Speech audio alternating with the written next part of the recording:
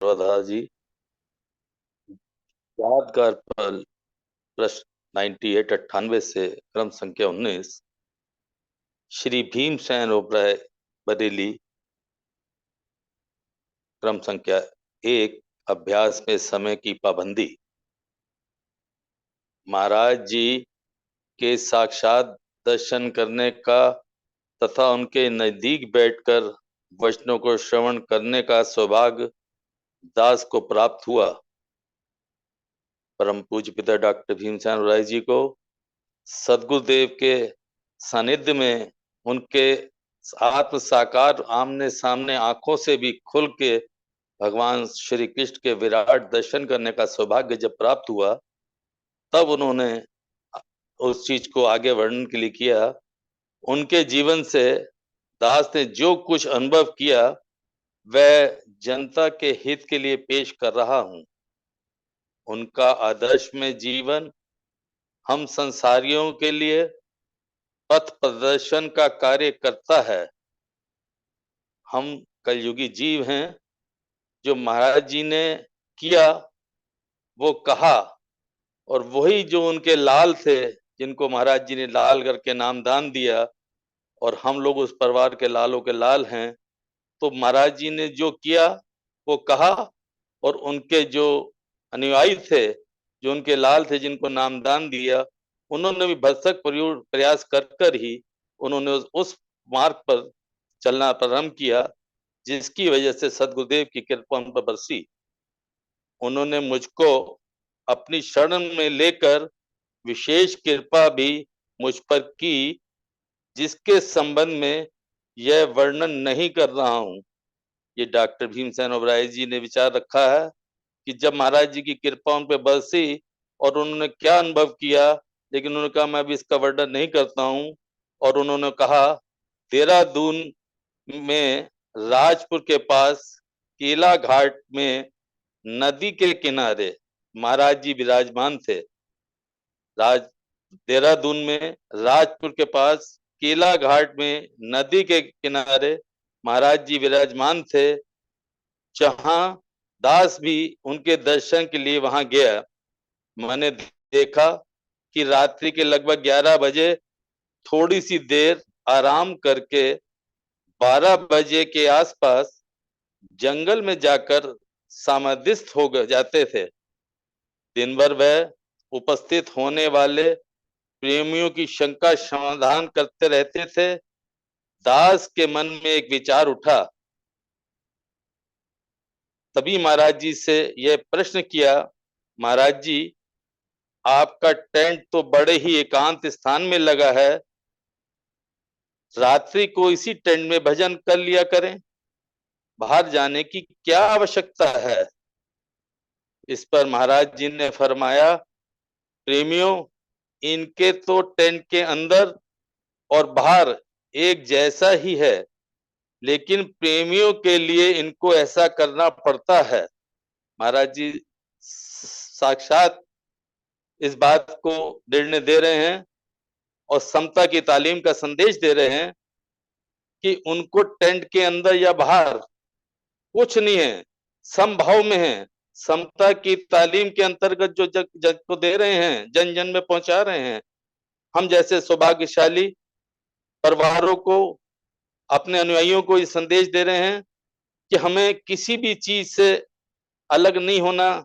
चाहे आज हमें सुख मिल रहा है या दुख है, या आज हम नहीं खा सके या आज हम नहीं कमा सके, तो हमें समभाव की स्थिति महाराज जी संदेश इस पे दे रहे हैं, हमारे परम पूज्य डॉक्टर भीमसेन ओबराय जी को, कि समभाव की समता की तालीम को दे रहे हैं। तो हमें विचारना है कि हम समता की तालीम के अनुयायी बन रहे हैं या क्या कर रहे हैं।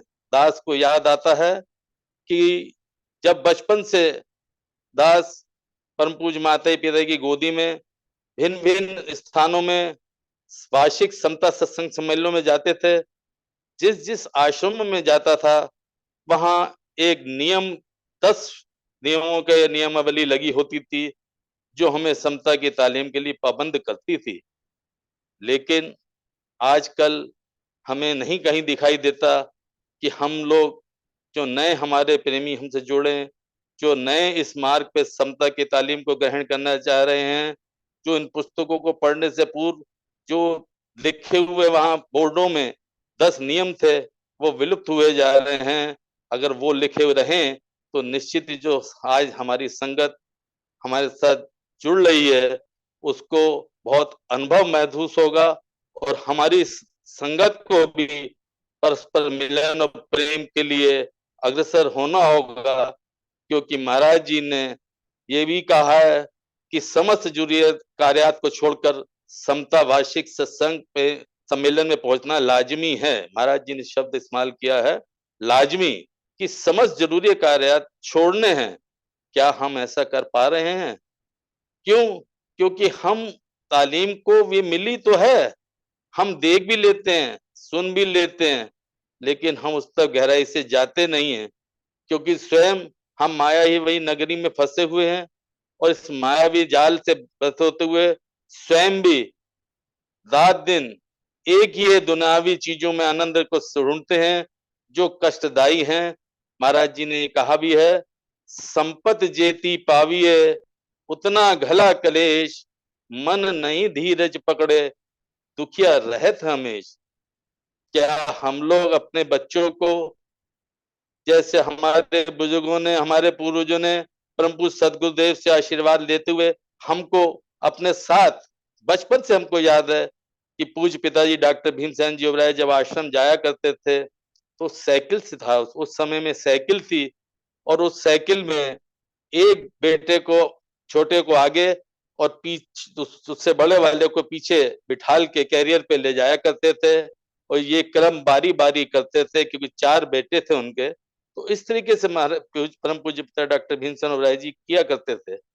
तो आज हमने उस चीज को अनुभव किया, महाराज जी का वो परस्पर मिलन और प्रेम के लिए समता वार्षिक सत्संग सम्मेलनों को जो किया गया उसमें हमें बड़ी गहराई से अच्छे से याद है कि जब हम मिलते थे, जिस प्रकार उदाहरण के तौर पर जगाधरी व समता वार्षिक सत्संग सम्मेलन पहुंचते थे, उस समय बरेली से एक ट्रेन सिर्फ चलती थी, सियालदह एक्सप्रेस, कोयले का इंजन होता था और समस्त साध संगत को उसमें लेके जाना और वहां से तांगे से हम लोग, उस समय तांगा भी सिर्फ चलता था तो बुढ़िया चौक तक, बुढ़िया चुंगी तक ही जाता था।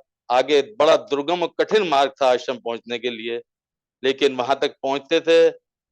भगत बनारसी दास जी गेट पे, गंगाराम जी गेट पे मिला करते थे, महामंत्र की आवाज चालू हो जाती थी, बाहर आ जाते थे और सब लोग आपस में मिलकर हृदय से अश्रुधारा बहा करती थी और अपने प्रेम का उद्गार प्रकट करते थे। और इसी तरीके से इसको विदाई के समय भी जब समापन की और सम्मेलन होता था तो उसी प्रकार से अपनत्व की भावना, प्रेम के संजोए हुए बिछड़ते थे और किस मार्गों से पहुंचते थे।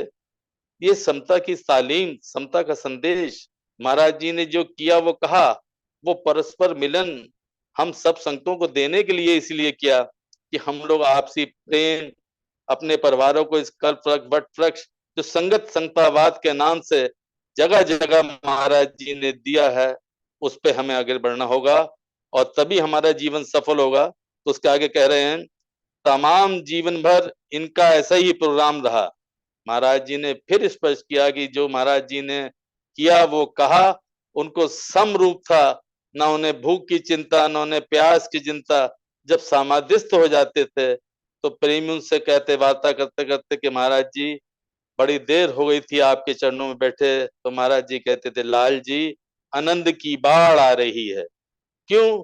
कि वो अपने अंतर ध्यान होते और उनके जो अंदर आनंद ले रहे थे उस प्रवाह को, और उन्होंने अपने लालों को चुनकर और उनको ये जागृत किया कि समता की तालीम को आने वाले समय में जन जन तक पहुंचाना है और आने वाले समय समता की तालीम का होगा, क्यों वही एक प्रेम का संदेश है, अपनत्व का संदेश है, उसमें कोई ऊंच नीच भेदभाव नहीं है। आप लोग देखते हैं, हम लोग देखते हैं, जब मिलते हैं कभी ये महसूस नहीं हुआ कि कौन छोटा है कौन बड़ा है। महाराज जी साक्षात ब्रह्म होके भी उन्होंने कभी अपने चरणों में शीश नहीं निवाने दिया। ग्रंथ के आगे भी उन्होंने मना किया कि शीश नहीं निभाएंगे, और उन्होंने तुरंत कहा, आओ लाल जी, आओ प्रेमी जी, अपने हृदय से लगाया, गले से लगाने का प्रयास किया। हमें इन चीजों को धारण करना होगा, तभी हमारा ये जीवन सफल हो पाएगा।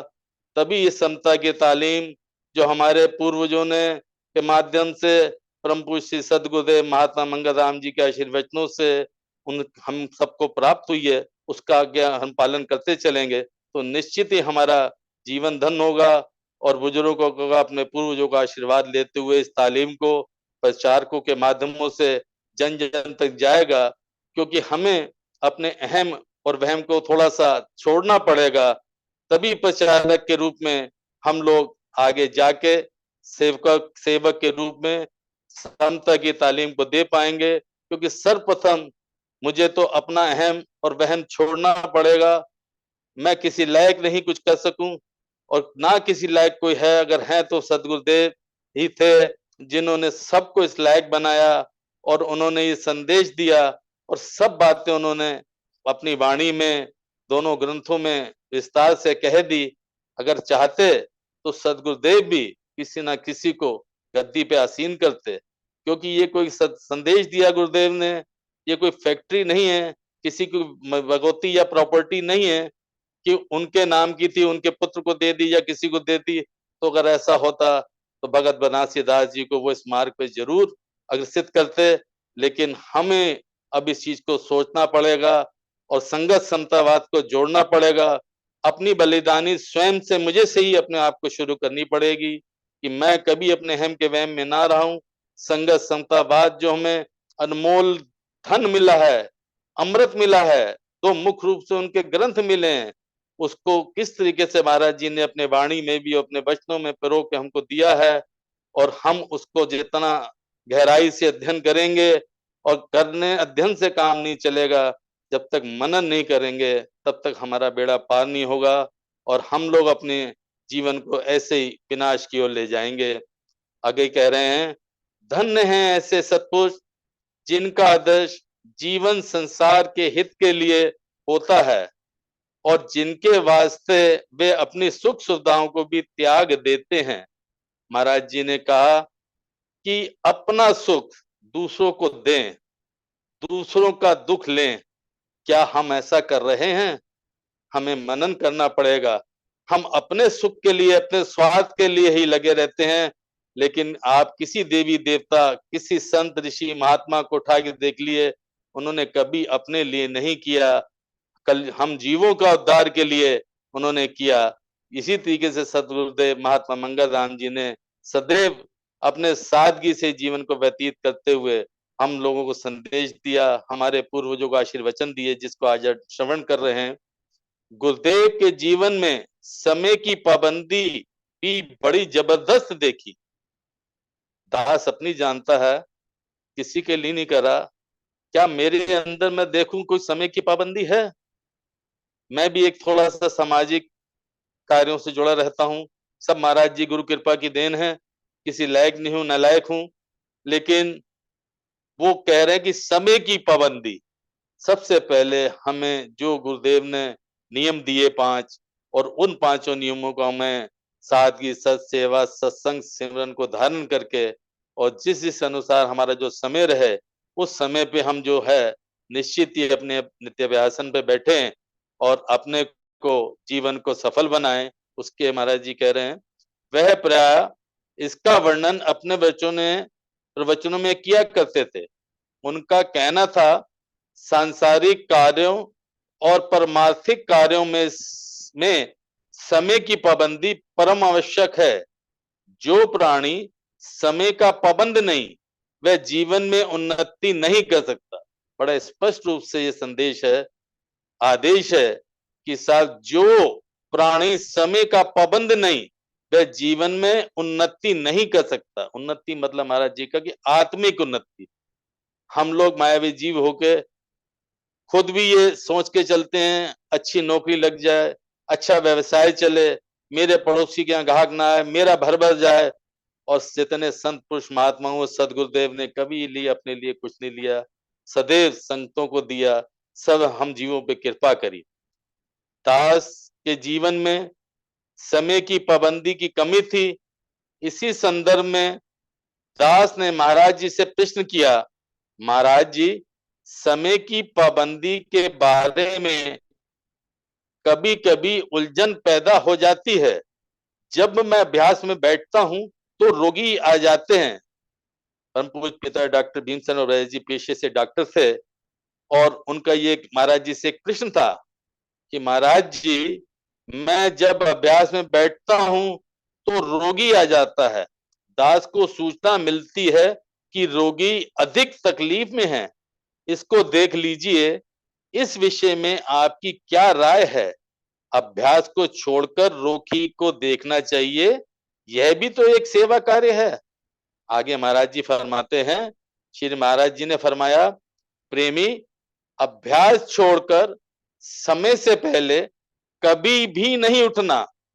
देखिए कितना सख्त निर्देश और आदेश है कि हमें अभ्यास करते हुए सिमरन के जो समय हमारा सुनिश्चित किया हमने, तो हम उसमें किसी भी कीमत पे नहीं उठना। क्यों नहीं उठना? तुझे भी तो बड़ा भारी रोग लगा हुआ है और उससे छुटकारे के लिए तू यत्न कर रहा है। जब तूने प्रभु को करता माना है तो तुझे चिंता किस बात की है? इसीलिए कहा, तू करता तू हरता सर्व तू सब तेरी आज्ञा। ये सारे वाक जो महाराज जी के हैं, पल पल बार बार समय समय पे हमें चेतावनी दे रहे हैं, संदेश दे रहे हैं कि हम जागृत होएं, अपने अंतर मन को, अंतरात्मा को पवित्र करें। उनके दिए हुए मुखारबिंद से वाणी का जो धारा प्रवाह हुई है उसको श्रवण करने के साथ साथ मनन करें, तभी हमारा बेड़ा पार और उन्नति होगी।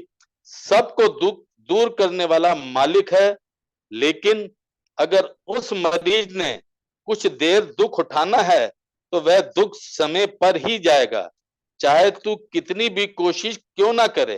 प्रेमी, याद रख, अगर तेरे पर भारी से भारी विपत्ति भी आ जाए तो भी तूने साधन छोड़कर वक्त से पहले नहीं उठना है। ये महाराज जी ने संता की तालीम दी है कि तालीम में कहा कि समभाव में रहना है, कि सुख है या दुख है, भूखे हैं या प्यासे हैं, जिस समय जिस हाल में प्रभु ने रखा है, जो कर्म फल अनुसार हमें अपने भोगने हैं, वो उस अनुसार हमें चलना है। उस पे समय की पाबंदी से हमें नहीं हटना। और एक परमेश्वर दयालु, दूजी तज मनास, मंगत सब कुछ देते हैं, रख पूर्ण विश्वास। इन महावाक्यों पे हमें पूर्ण विश्वास करना पड़ेगा, उस पे मनन करना पड़ेगा, दृढ़ता से यह निर्णय करना पड़ेगा कि हमें किसी भी कीमत पे सदगुरु के वाक्यों पे डोलना नहीं है। और उनके महावाक्य हमारे लिए अमृत हैं, मार्गदर्शक हैं, प्रेरणा स्रोत हैं, और हम उस पे मनन करें। गुरु हम पे कृपा करें, सदगुरु हम पे दया करें, करुणा करें। अगला चरण में आ रहा है भाग 2 में, सादगी का आदर्श। जब महाराज जी 1 फरवरी 1953 को बरेली पधारे, उनके ठहरने का प्रबंध सिटी इंप्रूवमेंट पार्क के अंदर एक हाल में किया गया। यह पार्क समता योग आश्रम के पास ही है। वहां दास ने महाराज जी की दिनचर्या देखी। सारी रात समाधि में बैठने के पश्चात प्रातः 6:30 के लगभग वे अपने स्थान पर आ जाते थे। फिर जल्दी से स्नान करके 5 से 7 मिनट में फारिग होकर अपने आसन पर विराजमान हो जाते थे। समय की कद्र करते थे। कभी भी उनको तेल या साबुन का प्रयोग करते हुए नहीं देखा। हम देखें, हम कितना समय अपना वेस्ट करते हैं और व्यसन के रूप में कितने तरीके के साबुन, तेल, शैम्पू इत्यादि इत्यादि आज हम लोग इस्तेमाल कर रहे हैं। साक्षात ब्रह्म, साक्षात परमेश्वर, साक्षात परम पुरुष सद्गुरुदेव महात्मा मंगलदान जी किसी भी चीज का प्रयोग नहीं कर रहे हैं, सादगी का संदेश दे रहे हैं। प्रातः लगभग 9 बजे भगत बनारसी दास जी दूध लाते थे।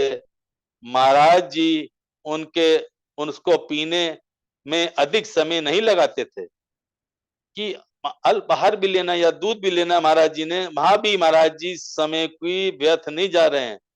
एक एक श्वासों से वो स्वयं भी सिमरन करके और आप हमें आपको संदेश दे रहे हैं कि श्वासों की माला के संग सिमरू मैं तेरा नाम। कि सदगुरु हम पे कृपा करें, दया करें, हम लोग पर ध्यान दें, समय की पाबंदी को लाजमी मानते हुए उस पर गौर फरमाएं और मनन करें। गर्मियों में हम लोगों को कितनी प्यास लगती है, परंतु महाराज जी को कभी पानी पीते हुए नहीं देखा। देखिए क्या अनंत की बाढ़ में है हम लोग। जरा से कहीं बैठे, दिन में गर्मियों का ही गर्मी लग रही है, ना उन्हें गर्मी का एहसास, ना उन्हें सर्दी का एहसास, और ना उन्हें भूख का एहसास, ना उन्हें प्यास का एहसास। हम लोग महाराज जी ने कहा कि सप्ताह में एक व्रत रखें। अगर व्रत भी नहीं रख पाते तो एकादशी का व्रत रखने जाते हैं, तो तैयारियां करते हैं कि सुबह ये बना देना, दोपहर में ऐसा बना देना, रात को ऐसा बना देना। ध्यान तो हमारा खाने पे है, नाम का हमारा व्रत है। व्रत इसीलिए है कि अंतःकरण को हमें शुद्ध करना है और ईश्वर से जुड़ना है। इसीलिए महाराज जी ने कहा कि साप्ताहिक व्रत जरूरी है। लेकिन क्या हम उस पर मनन कर रहे हैं? सोचने का विचार है, हमें उस पर मनन करना पड़ेगा, तभी जीवन में उन्नति कर पाएंगे। दास ने एक दिन उनसे पूछा, महाराज जी आप कभी पानी नहीं पीते? इस पर महाराज जी ने फरमाया, प्रेमी दूध में जितना पानी होता है उसके अलावा पानी पीने की आवश्यकता ही महसूस नहीं होती है। हम व्रत रखने के बाद भी दिन में 2-2 3-3 बार फलाहारी कह कह के भी मिष्टान और सब फल का प्रयोग करते हैं, और महाराज जी दूध में ही जल को और अपना आहार को लेके संदेश दे रहे हैं। क्यों? क्योंकि वो कह रहे हैं अंतःकरण को शुद्ध करें और आत्मलीन होकर उस परम पिता परमात्मा से आत्म साकार करें और साधना की ओर बढ़ें, तभी हमारा जीवन सफल होगा। यहाँ यह बताना आवश्यक है कि महाराज जी 24 घंटे में एक बार केवल आधा किलो ही दूध ग्रहण करते थे। दिनचर्या में नित्य प्रतिदिन का 24 घंटे में मात्र आधा किलो एक बार दूध लेना। आप खुद स्वयं समझ सकते होंगे वो त्रिलोकीनाथ, वो पार ब्रह्म परमेश्वर किस प्रकार से जीवन यापन कर रहे हैं। आज उन्होंने इस तरीके से अपना जीवन को व्यतीत करके हमें संदेश दिया कि खाने पीने से हमारा आहार व्यवहार शुद्ध नहीं होगा, ये तब होगा जब अंतःकरण शुद्ध होगा। इसके साथ साथ महाराज जी का लिबास बहुत सादा था। खद्दर की पगड़ी, कुर्ता, धोती और एक खद्दर की चादर, गर्मियों में तथा सर्दियों में एक कश्मीरी लोई रखते थे। जब तक यह वस्त्र बिल्कुल फट ना जाए किसी भी प्रेमी को की सेवा स्वीकार नहीं की जाती थी। कितना उच्च संदेश है कि हम लोगों को जरा सा कहीं पे रगड़ भी खा गया या कहीं से एक रेवा या रेशा भी निकल गया तो हम कहते हैं थोड़ा सा बुरा लग रहा है, क्या कहेगा। और साक्षात ब्रह्म हमारे सतगुरुदेव परम पूज्य महात्मा मंगल राम जी, उस जो भी है जब तक उसकी पूरी उम्र, उसकी म्याद पूरी नहीं हो जाती वस्त्र की, तब तक उसको धारण करना, और उसके लिए कोई भी प्रेमी सेवा करना चाहे तो महाराज जी नहीं ग्रहण करते थे। जब तक टांकों से काम चल जाता तब तक उन्हीं वस्त्रों का उपयोग किया करते थे। 15 दिन से पहले वस्त्र नहीं बदलते थे। साल भर के लिए 2 जोड़े काफी होते थे। जूता सादा पहनते थे जो कि पंजाब में बुजुर्ग लोग पहनते हैं। दास इस संबंध में एक घटना वर्णन करता है। श्री महाराज जी के जूते का तलवा टूट गया था। भक्त बनारसी दास जी ने कहा कि महाराज जी के जूते का तलवा मोची से ठीक करवा दीजिए। तलवा बहुत ज्यादा घिस चुका था, इसलिए दास ने भगत जी से प्रार्थना की, अगर आप आज्ञा करें तो महाराज जी इसके लिए नया जूता ले आऊं। देखिए सादगी, तली घिस गई है, वस्त्र घिस रहे हैं, लेकिन जब तक उसकी म्याद पूरी नहीं हो रही ऊपर की सही है, तो उसकी तली को कह रहे हैं, उसके सोल को कह रहे हैं कि नहीं, इसी को ठीक करा लो, नया नहीं लाना। इसके लिए ठीक करवा दीजिए और साथ ही नया जूता भी ले आना महाराज जी से प्रार्थना करना अगर स्वीकार कर लें तो बड़ी सुंदर बात है। बाजार से टूटी जूती ठीक करवा दी और नया जूता लेकर दास भगत जी के पास पहुंचा। जूता लेने के लिए सिफारिश भगत जी से करवाई। फिर सायंकाल दास ने महाराज जी से अर्ज की, महाराज जी कृपया दास की तुच्छ भेंट स्वीकार कर लें, आपका पुराना जूता अब ज्यादा देर नहीं चलेगा। इस पर महाराज जी ने फरमाया, प्रेमी ये अभी 6 महीने और चलेगा। दास ने पुनः प्रार्थना की, महाराज जी जब यह टूट जाए तब इस नए जूते को पहन लीजिएगा। इस पर गुरुदेव ने तुरंत फरमाया, प्रेमी जहां ये मौजूद होंगे क्या वहां जूता नहीं मिलेगा? महाराज जी ने जूता स्वीकार नहीं किया। महाराज जी ने स्पष्ट संदेश दे दिया कि जहां उस समय पर होंगे, हम लोग घर से निकलते हैं, चाहे सम्मेलन में जा रहे हो या सत्संग के लिए जा रहे हो, तो तरह तरह की तैयारियां करके रखते हैं। और महाराज जी 2 जोड़ों पे अपना सारा जीवन व्यतीत साल का कर रहे हैं। किस तरीके का हमें संदेश दे रहे हैं। हमें बहुत कुछ सीखने की जरूरत है। हम दिन में 4 बार कहीं जाएंगे तो 4 जोड़ बदलेंगे। महाराज जी उससे सारा जीवन व्यतीत करके सादगी से हमको संदेश दे रहे हैं।